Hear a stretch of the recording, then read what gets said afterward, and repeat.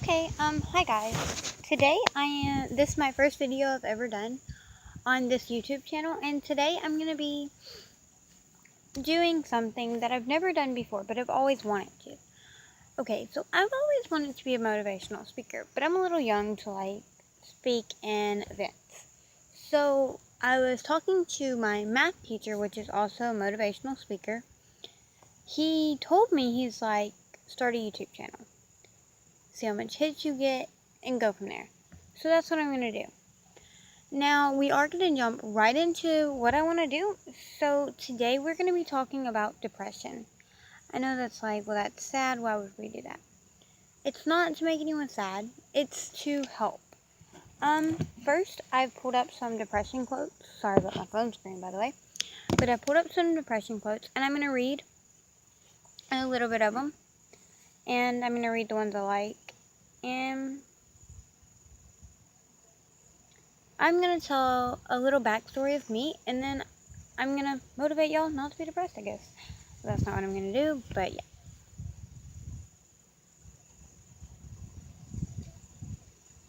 Okay, this is something that a lot of people with depression would say. Not in a rude way that I say that, sorry. I went through depression for 6 or 7 years. Not years, months.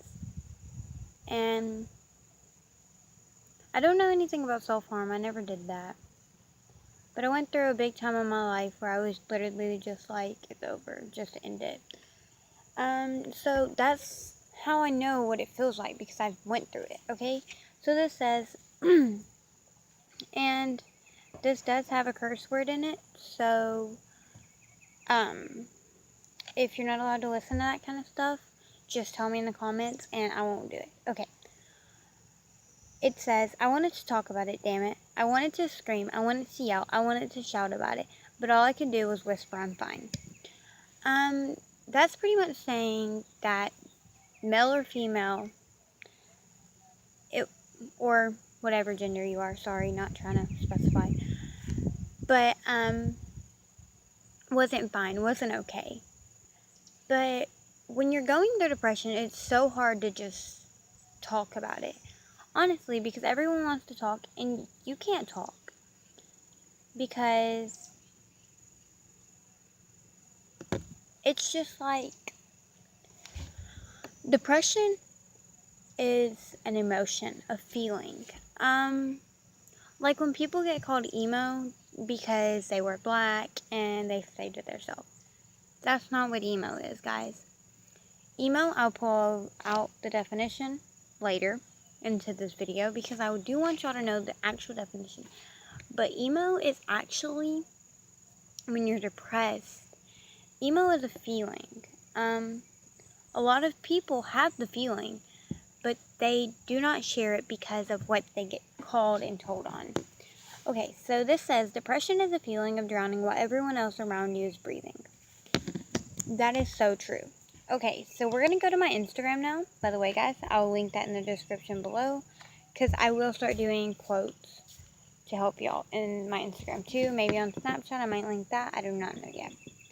But yes, we are going to go to Instagram. And I posted all of these last night so that it could relate to some of the people that was going through it. Sorry. This one really relates to a lot of people in the 21st century, and that's not a bad thing. It's just because we'll get into that in a minute. But it says, you wake up every morning to fight the same demons that left you so tired the night before. And that, my love, is bravery. Everyone says people with depression should just kill themselves, should just do this, do that. So no, you should not. You should stay strong, by the way. I'm so sorry about the lighting. But yeah, I really hate that people say that, because it's not that at all. You know, some things you can't change. Like your past. I mean, say you made a bad grade in your past. You can change that. But okay, I do not want to offend anyone, but say you were molested or raped. You can't change that. You can use your story to help people if you're strong enough. But you can never change what happened. Um, Everyone always tells me that being through that makes you stronger. And it does. I know from personal experience. And I'm so sorry for those of you that have been. But this one, where's it at? Okay, this one is my favorite because it's so true. It doesn't buttercup anything. It doesn't leave out the harsh parts in society. It tells straight up what society is. It says, "Welcome to our society. You will be judged on what you wear, which music you listen to, what you look like, how you act, who you hang around with, and on practically every other personal trait and imperfection about you. And you'll be made fun of for being who you are. Enjoy your stay." That pretty much in a paragraph says 21st century has messed up. It's just pretty much um I was on a website the other day. It's called Help with Your Depression. Because I have really bad anxiety and I was having a bad day, so I just thought I needed help. And sometimes you have to do that. Sometimes you have to watch these kind of videos. Sometimes you have to get help. And that's not a bad thing, by the way. But and it said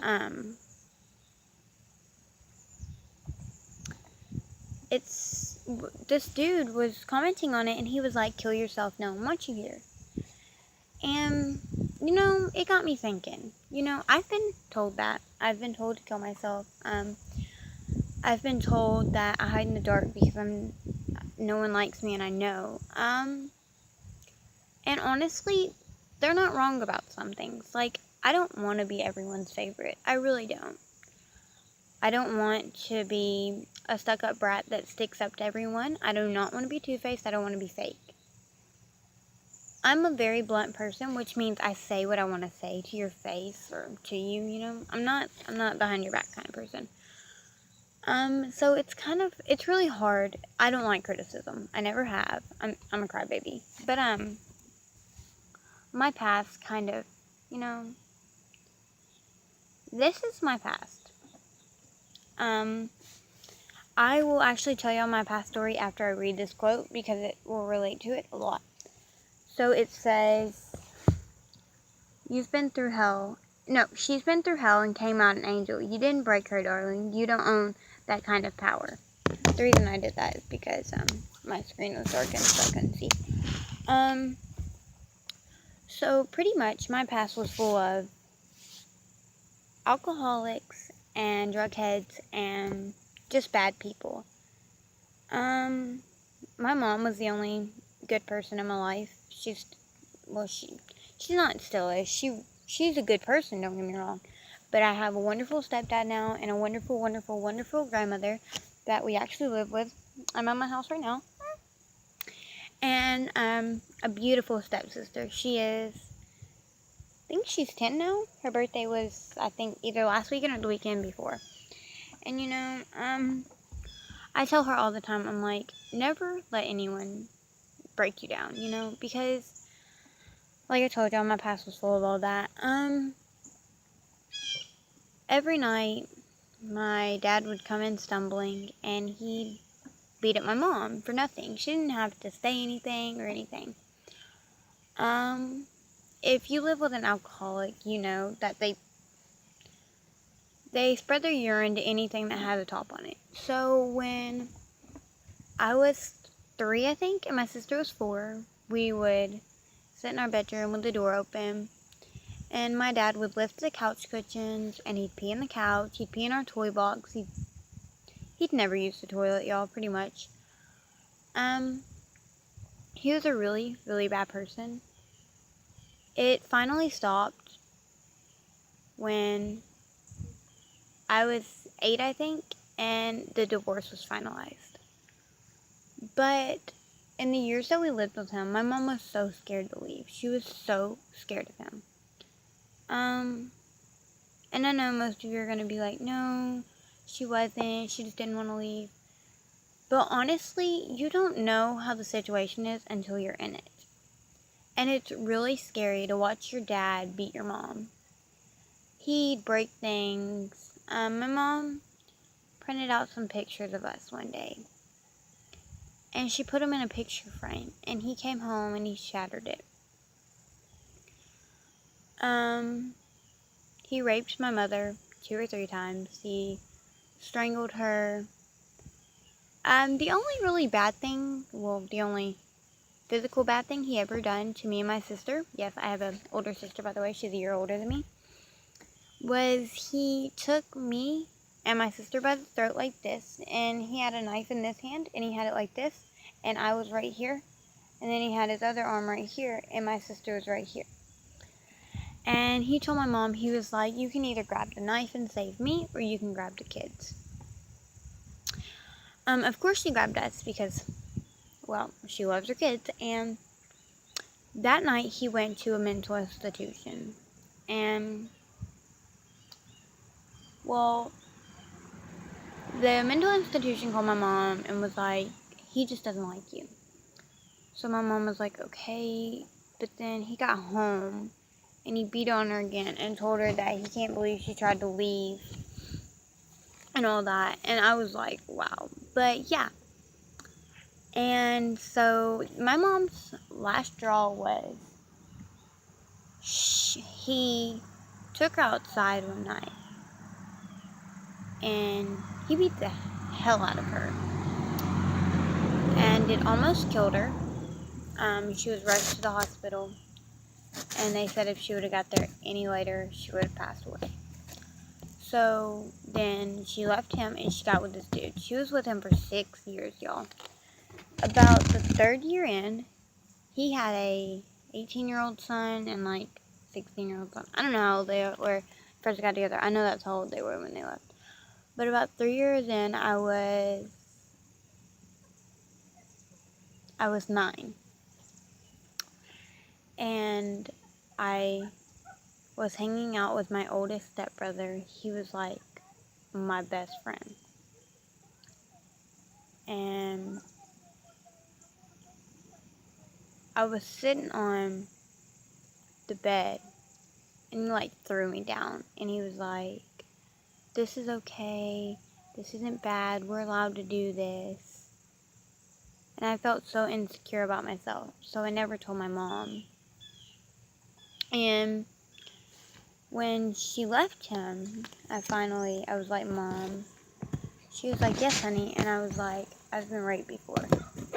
And she was like, what? I was like, I didn't want to tell you because I didn't want you to feel like you were a bad mom, but he raped me. And you know, that's when I went through really bad depression, which wasn't even a year ago. And everything hit me at once. And I was like, it's all my fault, I did this. And, you know, it was just everything. It wasn't his fault, it was mine. So, eventually I got over it. But I like to use my story to help people. Because I know how it feels to be depressed. I know how it feels to go through that. So I just want any of you to know that I'm going to put my Instagram in the description below. And I want y'all to DM me if y'all ever need anything. It's not private. And I want y'all to read my quotes. And just thank them through your head. Like, what are these people doing to me? Stay happy. Keep a smile. Not a fake one, a real one. And welcome pineapples.